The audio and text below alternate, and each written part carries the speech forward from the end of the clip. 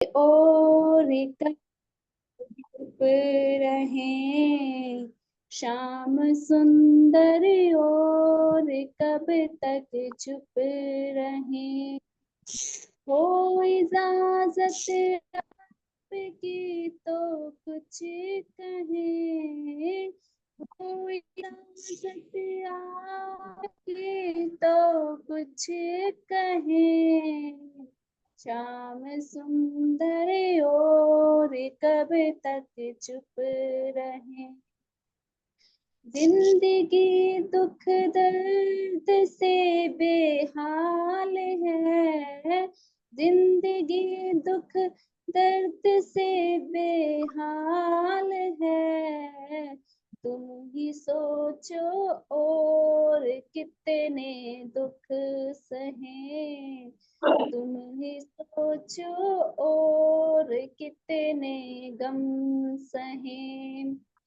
हो इजाजत आपकी तो कुछ कहे, हो इजाजत आपकी तो कुछ कहे, शाम सुंदर और कब तक चुप रहें। नाव हिचकी ले न सह पाएगी, नाव हिचको ना ले सह पाएगी, गहरी नदियां जोर से धारा भरे, गहरी नदियां जोर से धारा बहे।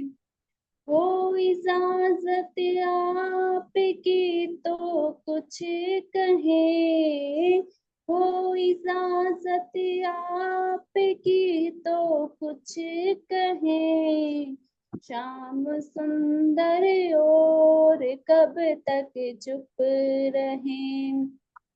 आपको मालूम है मजबूरियां, आपको मालूम है मजबूरियां,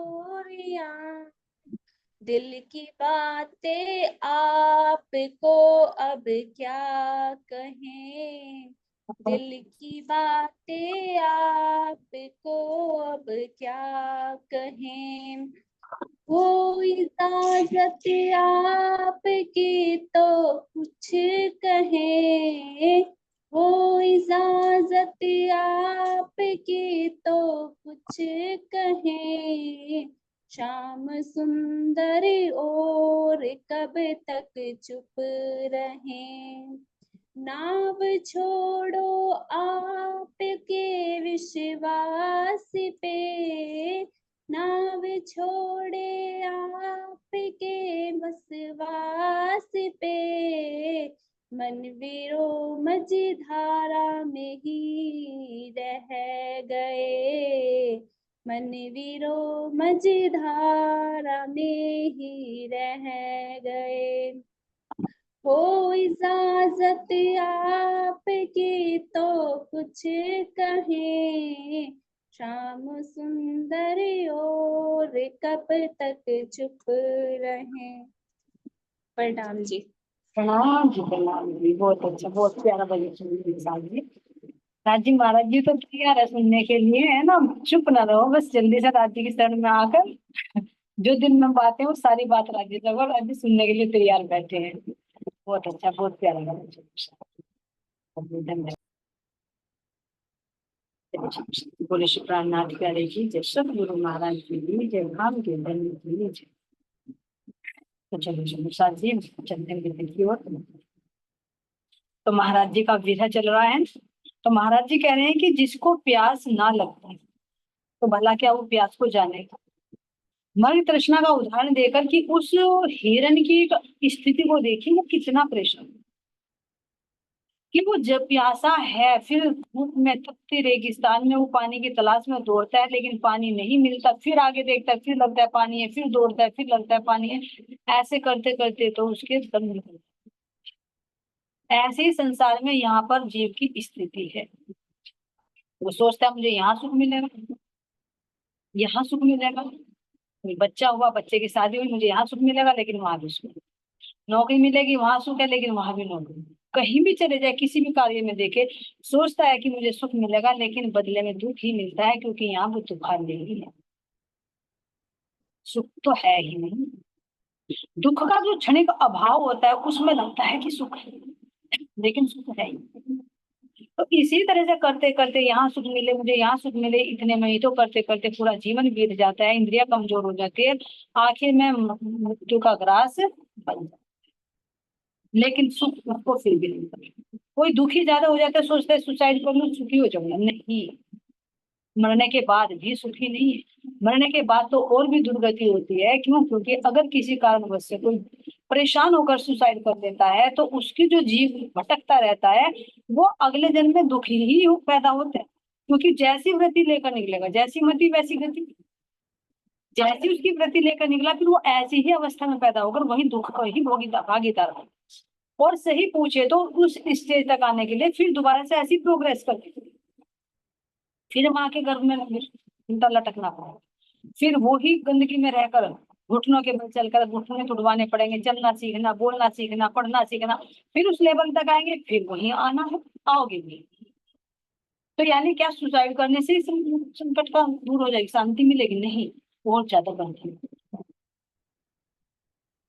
तो यहाँ ऐसी स्थिति है, लेकिन यहाँ विरहनी आत्मा किसके लिए तड़प रही है? अपने धनी के लिए।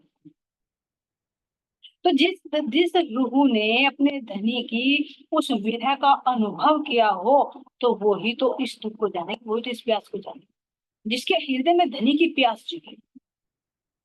संसार की प्यास तो हर कोई जानता है, लेकिन कोई विरला ही है जो अपने धनी की प्यास को जानता है ना, कि वो प्यास में किस तरह से तड़पती है। विरह गतरे जानी सुई जो मिलकर बिछड़ी, या मीन बिछड़ी जल से विरह गत जानी। जो अपने पिया से मिलकर बिछड़ी तो वो ही तो विरहगत को जानेगी। जैसे मछली जल में रहती है और वो उससे अलग हो जाए तो वो जानते कितनी तड़फन होती है। ऐसी कह रही कि जो आत्मा होगी, संबंधी होगी, वो ही विरह में तड़पेगी, अन्य दूसरे नहीं। और कहे जीव, जीव नहीं तड़पता सुना शायद, जीव के अंदर तो ज्ञान आता है ना, तो तब थोड़ा सा इसको ज्ञान का विरह हो जाता है, ज्ञान से। असली विरह जो होता है, जुदाई का जो एहसास होता है, वो सुखता हुई होता है। ज्ञान से तो ज्ञान के माध्यम से जीव को पता लगता है। नहीं तो अगर जीव के अंदर विरह हो जाए, वैराग्य आ जाए, तो फिर ये इंद्रियों के साथ में लग के क्यों उसी रंग में रंग जाए? क्योंकि इसका तो संबंध इंद्रियों से है, इंद्रियों का संबंध संसार से, सगे संबंधियों से, तो ये तो खुश रहता अपने में। लेकिन अंदर रूह कौन सी तड़पती है? वो रूह तड़पती है जो मिलकर बिछड़ी। जब धनी उसको याद करते हैं तो उसकी याद मुझे अंदर आती है, और तब भी रहने प्रभु पहले सुनना साथ यहाँ पर। फटी बिवाई ना कभी जिसकी पीर पर आई, क्या माने जिसके पैरों में बिवाई ना फटी, जो एरिया होती है ना, एरिया में दरारें पड़ जाती है जैसे सर्दियों में ज्यादा होती है, तो किसी किसी को तो इतनी गहराई तक हो जाती है कि उनमें से ब्लीडिंग भी चलती है, पैर नहीं रख पाती। तो वो ही तो जाने जिसके पैरों में विवाह, क्योंकि उसका दर्द क्या होता है। इसीलिए कह रहे हैं जिसके हृदय में विरह हो ना, तो वो ही विरहनी आत्मा जानती है कि विरह का दर्द कितना। खूब श्वास लेते हैं, विरह ना देवे बैठने, विरह ना खाने दे, विरह तो कुछ भी नहीं करने देता। देखो चौपाई महाराज जी है, इंद्रावती जी का जो विरह, और नहीं महाराज जी कह रहे तो कोई बात नहीं, जीव को तो भाई पता है विरह का, तो यहाँ के विरह में देख लो। किसी का कोई पुत्र गुजर जाए वो कितने विरह में होता है, पत्नी गुजर जाए कितने विरह में होता है। लेकिन ये क्षणिक, खान पान में रुचि हमारी एकदम हटती चली गई, और तुम्हारी तबीयत घर से बस फटती ही चली गई। देखो फिर है अपने चरम पर गए, वापस आ गए, लेकिन उस आत्मा को भी शांति नहीं है जब तक वो अपने धाम के दूल्हा को नहीं पाते। नहीं तो इतनी साधनाएं कर कर आए है ना, हनुमान जी की शक्ति अंदर में विराजमान करके लाए, तो क्या शांति नहीं मिल सकती थी? लेकिन नहीं मिली है ना। जो सुहागिन आत्मा होती है वो अपने धनी से मिले बिना शांति पाती ही नहीं है। जैसे हमारे मोहित जी हैं, कभी हनुमान जी पर जाना, कभी खाटू श्याम जी पर जाना, फिर आते हैं, फिर दौड़ माया खींच लेती है, फिर वापस लौट कर आते हैं, लेकिन शांति धनी के चरणों में ही मिलती। कहते कहीं घूम आओ, कहीं घूम आओ, लेकिन शांति नहीं मिलती, फिर अपने ठिकाने पर मिलती। तो ऐसे ही सुंदर सा जी, क्योंकि जो आत्मा अंदर में जो अंकुर है ना, वो अंकुर बैठने नहीं देते। हम तो छोड़ना चाहते हैं धनी को, लेकिन धनी नहीं छोड़ना चाहते। नहीं तो एक बात बताइए, फिर हमें कौन वापस खींच कर लाता है बार बार? हम माया में चले जाते हैं, कौन खींचता है? मेरे प्रियतम खींच रहे। मैं नहीं चाह रही कि मेरी रूह कहीं और आ जाए।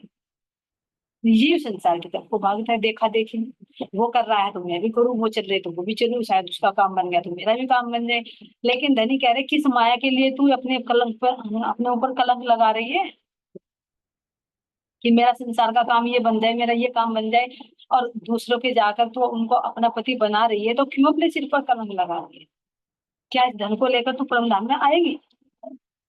पोटली बांध कर लाएगी, डीसीएम में भरकर लाएगी, ट्रक में भरकर लाएगी, कहीं में भरकर लाएगी, कुछ नहीं लेकर आएगी, सिर्फ एक कलंक।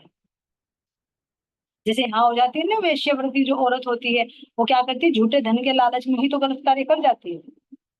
फिर क्या वो धन कब तक रहता है उसके साथ? चोर चुरा लेता है, या बर्बाद हो जाता है, या उसके बच्चे वो करते हैं, लेकिन उसका दोष उसको लगता है, उसके सिर लगता है। भुगतान कौन करता है? करनी किसको भुगतनी पड़ती है? उसको करता है। और उसके धन वैभव को प्रयोग प्रयोग करता है।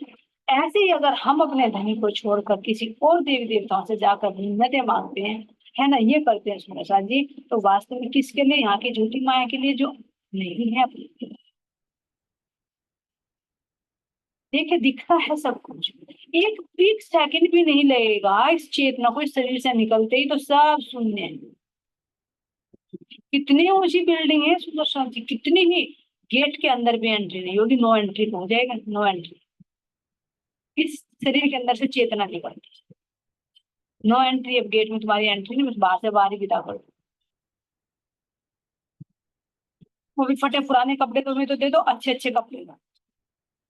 जो ज्वेलरी वो तो निकाल लो सोने के कानों के, बाकी आर्टिफिशियल बना के विदा कर दो, उनमें छूट नहीं लगी। इसके लिए लेकर क्या गए? जो परमधाम में बातें करेंगे किसके लिए?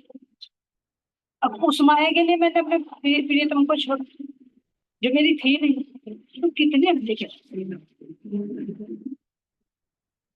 तो महाराज जी दिखा रहे थे सर जी, ये विधनी आत्मा को कुछ और सुहाता है।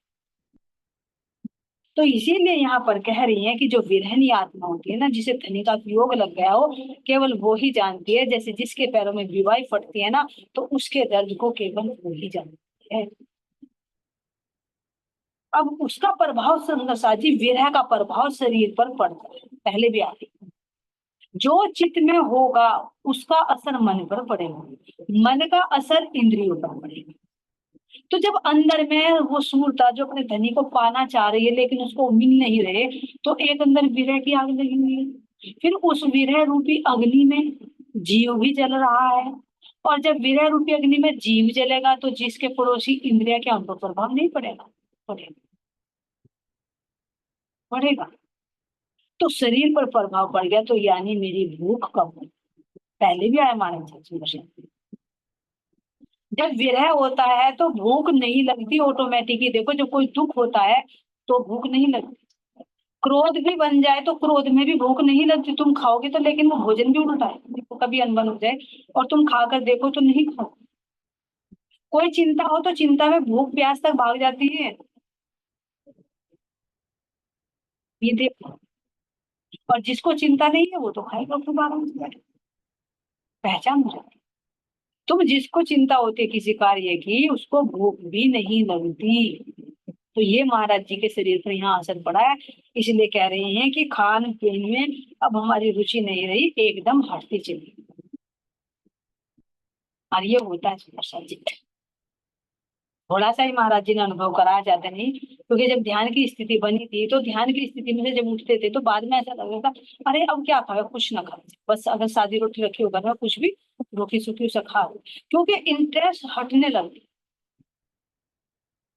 लेकिन क्या होता है, जैसे धनी का जो हुक्म होता है, किस तरह से क्या कार्य कराना होता है, गृहस्थी दिए चलाना भी, कुछ भी जो भी उसको कार्य कराना है शरीर को, फिर उसकी स्थिति को परिवर्तित कर दे, जैसे महाराज जी को भेज, है ना। तो क्योंकि अगर नहीं खाएंगे तो फिर शरीर नहीं चलेगा, शरीर नहीं चलेगा तो कार्य कैसे होगा। और भी जिम्मेदारियां इस तन पर। ऐसा महाराज जी की तरह तो नहीं कि घर छोड़कर भाई निकल गए ऐसे करे, है ना। तो ऐसा देखा है ये, कि जब बहुत ध्यान की गहराई में, बहुत विरह में उतर जाते हैं, तो भूख प्यास बहुत कम हो जाती है, और बाहर का खाना पीना भी अच्छे नहीं लगता। तो जो जिसके लिए हम मरते हैं, अरे प्याज का तड़का होना चाहिए, अरे लहसुन का तड़का होना चाहिए, उसके बिना तो स्वाद ही नहीं। वो कब तक होता है, जब तक हम इंद्रियों के अधीन, हम देह भाव में होते हैं। लेकिन जब आत्मा के अंदर की जागृति होने लगती है, तो यहाँ का खान पीन कम हो जाता है। तो पहचान कर ले सुंदर सी, हर चीज अपने आप पहचान अपने आप कर सकते हैं। कि जब ध्यान की अवस्था में उतरोगे ना, अंदर में विरह होगा, तो भूख पर भी असर पड़ जाएगा। फिर इतना ही खाओगे जितना शरीर को जरूरत है, स्वाद के लिए नहीं। तो कह रहे खान पीन में हमारी रुचि एकदम हटती चली, और बस हमारी तबीयत घर से बस फटती चली, क्योंकि अंदर वैराग्य हो रहा है कि मुझे तो मेरी प्रियतम चाहिए बस। ना घर में इंटरेस्ट लगता, क्योंकि घर में पत्नी पहले ही कहते कि मेरी दुश्मन लाकर बैठा रही। अभी भी महाराज जी कह रहे कि मैं तो अभी कभी कभी कभार घर जाता हूँ, तो घर से तो अलग ही रहते, और मंदिर तो वो ऐसा लुभावना है सुंदर साथ जी, वास्तव में जब जाते हैं तो पता नहीं क्यों आत्मा को इतना खींचता है। जोड़ का मंदिर जो है, महाराज जी ने तुम्हारा 9 वर्ष बिताई मानो, कितना सुनहरा मौका है ना। तो वहां पर कह रही है सुंदर साथ जी कि खान पीन में भी हमारी रुचि हट गई, और घर से भी हमारी तबीयत हटती चली गई, हमारे घर में कोई इंटरेस्ट नहीं रहा। मन उचाट हुआ हमारा, हमने सबको बतलाया, बुद्धिदास गृहिणी आदि को बिठला करके समझाया। अब कह रहे महाराज जी मेरा मन उछल गया। अब महाराज जी की ऐसी हालत हो गई कि अब मंदिर में भी मन नहीं लगा। मंदिर को भी ये कह रहे कि अब कुछ सब कुछ उजड़ा उजड़ा सा पसंद है, ये बेचैनी कि कहाँ जाऊं कहाँ ढूंढूं, फिर दोबारा से तो अपने सदगुरु को खोज मिलेंगे कहीं ना कहीं। तो अंदर में एक बेचैनी है। तो अब महाराज जी कह रहे हैं कि अब मैंने अपने भाई बुद्धिदास को, है ना, और अपनी पत्नी को बुलाया, और बुलाकर बैठाकर उन्हें समझाया। क्या समझाया? हमें घूमने की इच्छा है, कृपया हमें आज्ञा दो, कुछ दिन निभे जैसे निभा लो, सब मिल हम पर कृपया करो। फिर महाराज जी कह रहे कि मैंने दोनों को बुलाया, अपने को भी बुलाया, अपनी पत्नी को भी बुलाया, और बुलाकर कहा कि अब हमारी फिर दोबारा से घूमने की इच्छा है कि हम जाएंगे। हमारे अंदर हमें खाली खाली पर लग रहा है, हम अपने सतगुरु की खोज के लिए पुनः निकलना चाहते हैं, हमें यहाँ कुछ भी अच्छा नहीं लग रहा है। और कह रहे कि जैसे तुम्हारे जब गृहस्थी का काम चलता हो, देख बुद्धिदास है, क्योंकि बुद्धिदास की भी शादी हो चुकी थी, उनके भी बच्चे हो चुके थे, महाराज जी की पत्नी थी, उनकी भी बच्ची थी, और वो भी बच्चे हो गए थे। तो उन्होंने कहा कि भाई जैसे भी तुम्हारे गृहस्थी का काम चलता हो देख चला लो, लेकिन अब मुझे और पुनः जाने की इच्छा हो। तो बैठकर विचार विमर्श किया, उनको बताया। बहुत बात बहुत जितनी हो पाई, बहुत कही समझाने की, किंतु हमारे मन में बिल्कुल चाह न वापस आने की। अब कहा बात तो बहुत जितनी भी हो पाई, जितनी भी मेरे अंदर विरह की आग लग रही थी, मैंने वो सारी बात बताई, इतना दुख दुख दर्द समझाया कि भाई तुम कितनी भी कोशिश करो, मैं आ गया वापस, लेकिन अभी भी मेरे अंदर वो प्यास लग रही थी, मैं अपने सतगुरु को पाऊं, मैं अपने परमात्मा को पाऊं। मैं रह कर भी यहाँ नहीं रह पा रहा हूँ, क्योंकि अंदर में वो विरह की आग लगी हुई थी। तो उन्हें समझाया कि तुम्हारे से गृहस्थी का काम जैसे भी चलता है तुम चला लो, और मुझे जाने दो, है ना। मैंने महाराज जी कह रहे मैंने बहुत समझाई, सब मिलकर मेरे पे कृपा करो, तुम्हारी कृपया होगी अगर तुम मुझे जाने की इजाजत। देखो सुंदर जी, पहले नहीं महाराज जी ने किसी से परमिशन ली, लेकिन अब पूछ रहे हैं, क्यों? क्योंकि अब यहाँ पर परिवार की ओर बढ़ रहे हैं, अब यहाँ पर बताकर जा रहे हैं। क्या कह रही हैं? बात बहुत कह रहे हैं कि अब हमारे पर कृपया करो, हमें जाने दो, है ना। और बात बहुत जितनी हो पाई, बहुत कही समझाने की, किंतु हमारे मन में बिल्कुल चाह नहीं वापस आने की। अब कह रहे कि अगर तुम ये चाहो कि भाई मैं 2 साल में, जैसे अब आ गया 1 साल में, 2 साल में आ जाऊंगा, तो नहीं, मेरी परवाह मत करो। अब तो मैं आ ही गया 2 साल में, लेकिन अब मेरी परवाह मत करना कि मैं आऊंगा भी या नहीं आऊंगा, क्योंकि मेरी इच्छा ही नहीं है। अगर मुझे मेरे सतगुरु मिले, उनकी कृपा हुई, तो शायद मैं वापस लौट कर आ जाऊं, नहीं तो मेरी वापस आने की भी इच्छा यहाँ अब नहीं। ये महाराज जी ने क्यों कह दिया अपने भाई को और अपनी पत्नी। अब यहाँ पर कह रहे सुंदर साथ जी, कलावती शांति दो बच्चे सोमदत्त आदिक जन्मे, बच्ची दो मरली दो लड़की बच्चे तीन साथ छोड़ी। अब यहाँ 9 वर्ष के अंदर में महाराज जी कह रहे हैं, पहले तो एक लड़की हुई थी जो 1 साल की थी, तो साथ छोड़कर चले गए थे। यहाँ कह रहे हैं कि कलावती और शांति दो बच्ची हुई, दो लड़कियां हुई, और एक सोमदत्त। वैसे तो लड़कियों का 2 का वर्ण आता है सुंदर सा, लेकिन अभी यहाँ पर सोमदत्त का दिया है ना, यानी एक कलावती और एक शांति दो बच्ची और एक सोमदत्त लड़की। अब इसमें से कह रहे हैं कि बच्ची दो मरली दो लड़की बच्चे तीन साथ छोड़े। कह रहे 2 बच्ची तो मर गई, अब 2 लड़की और एक लड़का। यहाँ पर सुंदर सा जी विचार करना, मैं इसको समझ नहीं पा रही हूँ, किसी के समझ में आए तो बता देना मुझे, और तुम्हारा जी समझाने वाले हैं। कलावती शांति दो बच्ची सोमदत्त आदि के जन्म, तो एक बच्ची तो पहले ही थी महाराज जी। अब यहाँ कह रहे 9 वर्षों में कलावती और शांति दो बच्ची, और सोमदत्त आदि के जन्मे, बच्ची दो मरली दो लड़की बच्चे तीन साथ छोड़। अब यहाँ पर विचार करें, कलावती और शांति दो बच्ची और एक सोमदत्त, तो 3 बच्चे हो गए। अब कह रहे 3 बच्चे तो यही हो गए, एक बच्ची पहली हुई जो पहली लड़की थी, तो यानी 4 बच्ची और एक लड़का सोमदत्त, 4 हो गई। अगर अब इनमें से अगर 2 लड़की मर गई, कह रहे हैं ना बच्ची 2 मर ली, अगर 2 मर ली तो एक लड़की रहनी चाहिए, और यहाँ कह रहे हैं 3 बच्चे। इसमें से विचार करो समझ है ना।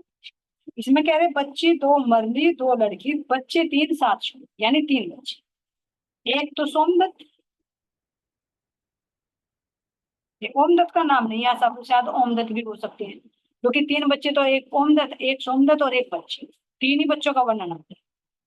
तो शायद जो 2 बच्ची हुई हैं, वे 2 बच्ची की डेथ हो गई, इसलिए कह, लेकिन यहाँ पर कंफ्यूजन इसलिए है क्योंकि यहाँ पर ओमदत्त का नाम नहीं है, और इस पर मंथन करें सुंदर साथ जी, कल डिस्कस करेंगे लास्ट पर, है ना। तो कह रही इस बीच में सोमदत्त भी हुए और कलावती और शांति 2 बच्ची भी हुई, उनमें से 2 बच्ची तो मर गई और 3 बच्चों को साथ छोड़कर महाराज जी यहाँ पर पुनः दोबारा से निकल गए, घर छोड़ गए। तो पहले एक लड़की थी, अब 3 बच्चे और हो गए, तो इसलिए महाराज जी ने कहा कि भाई जैसे भी तुम्हारे से मिलता हो तुम इनकी निभा लो, लेकिन मुझे जाने की परमिशन दो। अब सुंदर साथ जी प्रवेश कर रहे हैं हम 10वीं लहर में, 9वीं लहर पूरी हो गई। अब 10वीं लहर में महाराज जी की परिक्रमा चलती है दूसरी, क्योंकि पहली परिक्रमा तो होकर आ गई थी वापस घर। अब ये दूसरी परिक्रमा जो महाराज जी अब दोबारा पुनः चलेंगे। संवत 1978 में फिर चले छोड़कर घर, रुका न ज्यादा गांव में छोड़े सब पी के ऊपर। संवत 1978 में, क्योंकि 9 वर्ष तो यहाँ पर बीत गए ना सुंदर से, 2 वर्ष घूमने में और 9 वर्ष यहाँ पर, तो 11 वर्ष के बाद फिर पुनः कर चुके, और रुके ना ज्यादा गांव में छोड़े सब पी के ऊपर, यानी प्रियतम के ऊपर सब कुछ छोड़कर अब चले।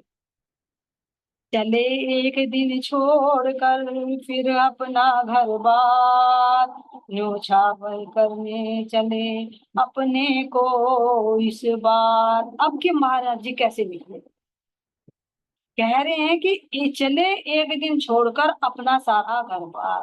देख रहे सुंदर साथ जी, दोबारा छोड़ना है, क्योंकि दोबारा छोड़ना कितना मुश्किल है।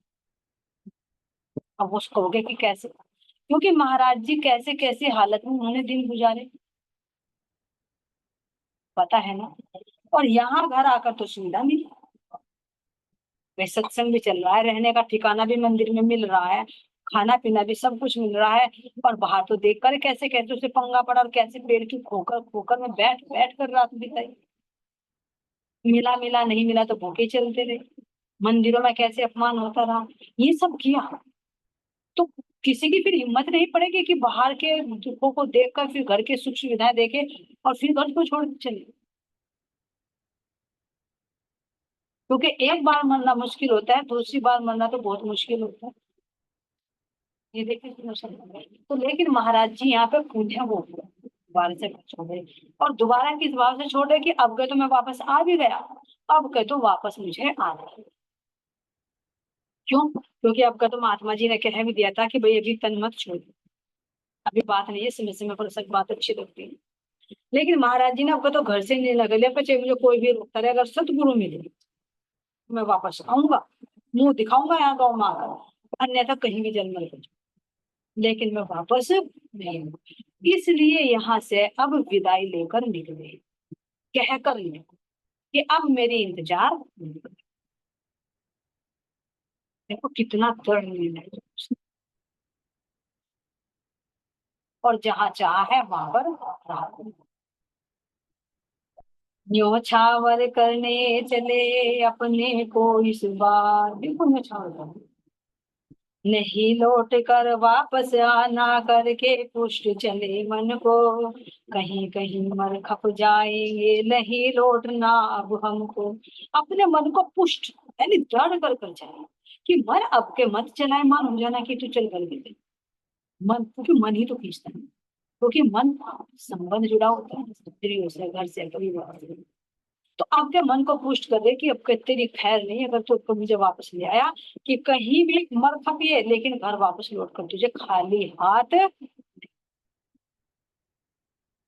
कर प्रणाम सादर सभी को कर अंतिम सबके दीदार, मातृभूमि से विमुख हुए हम अपना और एक बार। कह रहे महाराज जी अब मैंने सबको हाथ जोड़कर प्रणाम की, अपनी मातृभूमि को प्रणाम की और सबको फिर एक नजर से देखा और उनसे विदाई लेकर में पहले रात में निकले थे महाराज जी, सबसे विदा करके मिलकर विदा हो गए। जहां जहां को प्रथम गए थे उसी मार्ग को फिर पकड़ा, पहली परिक्रमा का अपने ऊपर काफी असर पड़ा। ये सुंदर सा जी पहली परिक्रमा तो हो गई, ये दूसरी है, तीसरी परिक्रमा फिर आत्मा की चली, ये स्थूल से की थी, अब उसी मार्ग से चलकर सूक्ष्म रूप से उसके अंदर और, ये दूसरी परिक्रमा फिर तीसरी परिक्रमा, तीन ही परिक्रमा और की थी सुंदर सा जी हमारे कौन से परमहंस जी ने की थी, तीन परिक्रमाएं कहाँ की थी, किसने की थी? महाराज जी की भी तीन परिक्रमाएं हैं और एक परमहंस की और हमने तीन परिक्रमा सुनी और कहाँ की थी, है ना। तो यहाँ सुंदर साथ जी कह रहे हैं जहां जहां को प्रथम गए थे उसी मार्ग को फिर पकड़ा, पहली परिक्रमा का अपने ऊपर काफी असर पड़ा। तो पहले जो परिक्रमा की थी उस परिक्रमा का बहुत असर पड़ा, क्यों? क्योंकि पहले स्थूल से परिक्रमा की, अब की बार सूक्ष्म रूप से उसका और मंथन करते, जैसे हमारे परम श्री गोपाल मिश्र जी जो 9 खंड है 8 खंडों की परिक्रमा की थी, पहली में वो ज्यादा टाइम लगा था, फिर दूसरी में उससे कम टाइम लगा था, और फिर तीसरी किनार किनार। ध्यान से तीन परिक्रमाएं, 3 बार परिक्रमाएं की थी हमारे नव के हमारे परमहंस गोपाल। ऐसे ही महाराज जी भी यहाँ पर 3 परिक्रमाएं करेंगे सुंदर साथ जी, दूसरी परिक्रमा यानी घर से फिर निकल कर फिर वापस कराएंगे, इसीलिए परिक्रमा करेंगे क्योंकि जहां से चले फिर लौट कर वहीं पर आ जाए। तो यहाँ सुंदर साथ जी कह रहे हैं चले घूमते और घामते हिमाचल आदिक पहुंचे, जगन्नाथ द्वारा में जाकर कुछ दिन तक विश्राम किए। जैसे कह रहे महाराज जी कि मैं जैसे पहले चला था फिर मैं उसी तरह से चला, है ना। और चलते चलते कहा हिमालय पर्वत हिमाचल आदि में पहुंचा, और फिर वहीं पहुंच गए जगन्नाथ जहाँ पहले पहुंचे थे, और वहीं जाकर कुछ दिन विश्राम किया। अब विचार करें सुंदर सा जी महाराज जी क्यों गए दोबारा जगन्नाथ, उन्होंने तो दोबारा से उन्होंने देखो संकल्प कर लिया था कि भाई मैं नहीं जाऊंगा वहां पर, क्योंकि वहां पर उनके साथ में ऐसा व्यवहार हुआ, लेकिन फिर भी महाराज जी वहां दोबारा से क्यों गए, क्यों? क्योंकि वहां का और मंथन करना था और बारीकी से देखना और ये दिखाना था कि जहां तुम्हारा अपमान होता है कहीं तुम्हारे अंदर वो अहंकार तो नहीं कि जहां हमारा अपमान हुआ वहां पुनः जाएंगे ही नहीं, है नहीं? क्यों? नहीं तो एक अंदर एक ईगो हो जाएगा, कि भाई तुमने मेरे से ऐसा व्यवहार किया, मैं तुम्हारे घर गई थी और मैं तुम्हारे घर अब जाऊं, तो अंदर में एक ईगो, एक अहंकार खड़ा हो जाए। लेकिन महाराज जी सूक्ष्म रूप से जा रहे हैं ना अपने उस अहंकार को भी तोड़ने के लिए। अहंकार है ही नहीं महाराज जी के लिए, लेकिन हमें सिखाने के लिए कि ऐसा होना नहीं चाहिए कि जहां तुम्हारे साथ में दुर्व्यवहार किया गया हो और तुम ये कसम ले लो कि मुझे वहां जाना ही नहीं, क्योंकि मोमिनों का दिल मोम के समान होता है।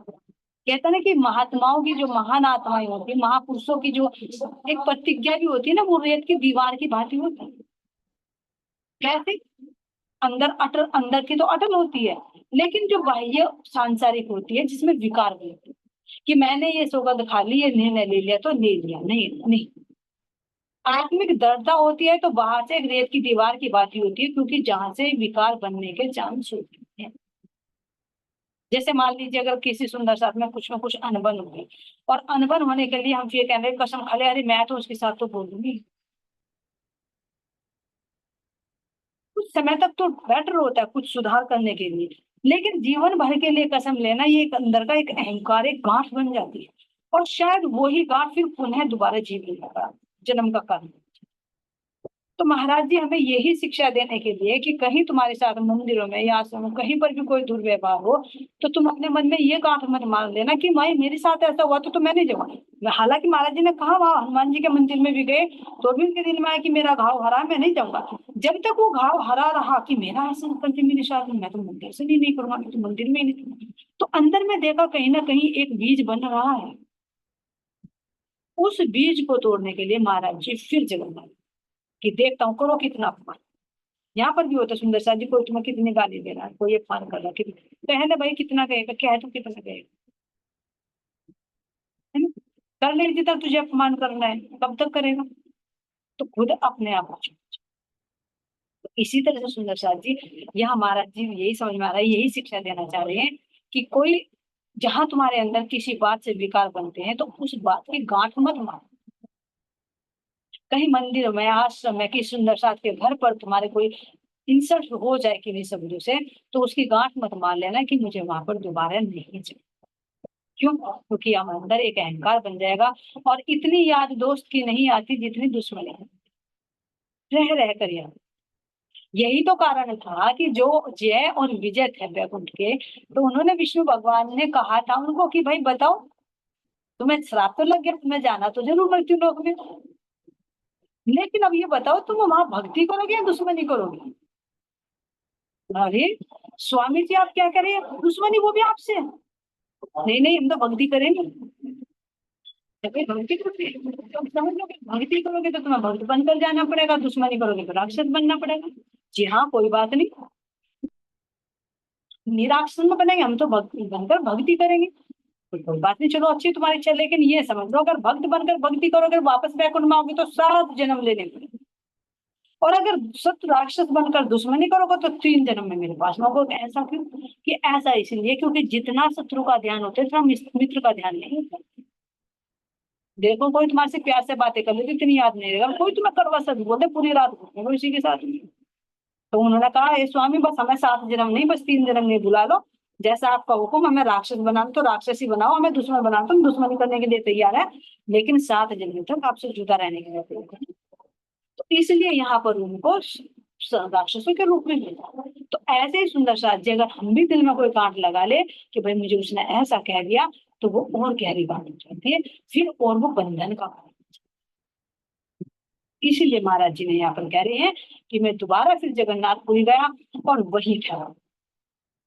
अब यहाँ पर रहते रहते कह रहे हैं, एक मारवाड़ी से कुछ दिन लगातार सत्संग हुआ। तो महाराज जी सत्संग करने लगे थे क्योंकि सत्य धर्म सभा बन गई थी यहाँ पर। तो यहाँ कह रहे कि एक मारवाड़ी था रहने वाला, उसके साथ मेरे साथ उसके साथ सत्संग होता। अब आगे सुंदर साथ जी महाराज जी कहाँ कहाँ जाते हैं, कैसे कैसे यात्रा करते हैं, उनकी एक एक घटना से फिर हमें क्या शिक्षा मिलती है। महाराज जी के पद चिन्हों के पीछे पीछे हम भी उनके साथ में यात्रा कर रहे हैं। ऐसे सतगुरु महाराज जी का आशीर्वाद बना रहे, उनकी कृपा दृष्टि बनी रहे, यही उनके चरणों में माली जी है। आप सब सुंदर साथ के चरणों में कोटि कोटि सुंदर साथ जी कोई त्रुटि हुई बोलने में, कोई शब्द गलत चुभा सुंदर साथ जी उसके लिए माफ कर देना, और आपका ध्यान समय देने के लिए भी बहुत बोलिए श्री प्राणनाथ प्यार।